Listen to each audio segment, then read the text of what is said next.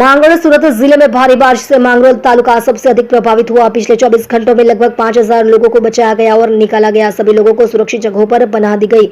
बचाव अभियान अभी भी जारी है। फायर, एसडीआरएफ और पुलिस डिपार्टमेंट ने अपनी जान जोखिम में डालकर कई लोगों को बचाया। जी साहब, कई रीतनी बचाव कामगीरी रही? આજરોજ ઉપરવાસમાં વરસાદ પડવાને કારણે છેલ્લા 2 દિવસથી વરસાદને કારણે આજરોજ ટીમ, પાલોદ, ઓલપાડ અને કોસંબા વિસ્તારની અંદર નીચાણવાળા વિસ્તારમાં ઇન્ડસ્ટ્રીયલ અને રેસિડેન્શિયલ એરિયામાં પાણી ભરાયા છે. એને ધ્યાનમાં રાખીને સ્થાનિક પ્રશાસન અને પોલીસ તંત્ર દ્વારા રેસ્ક્યુની કામગીરીનું આયોજન કરવામાં આવેલું. એ રેસ્ક્યુની કામગીરી અંતર્ગત આજરોજ આ ઇન્ડસ્ટ્રીયલ મોટી નરોલીનો એરિયા છે ત્યાં કેટલાક લોકો ફસાયેલા હતા.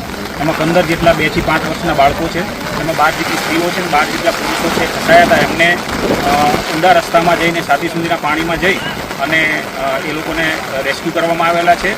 ફાયરની ટીમ છે એની મદદ લેવામાં આવેલી છે અને બોટ દ્વારા એમને કાઢવામાં આવેલ છે. પ્રાથમિક શરૂઆતમાં એમને દોરડા વડે ખેંચી અને એમને 1 to 1 કાઢવામાં આવેલા છે ને ત્યારબાદ બોટની મદદ લઈ અને અત્યારે રેસ્ક્યુ કરીને બહાર કાઢવામાં આવેલા છે. હાલ કામગીરી ચાલુ છે.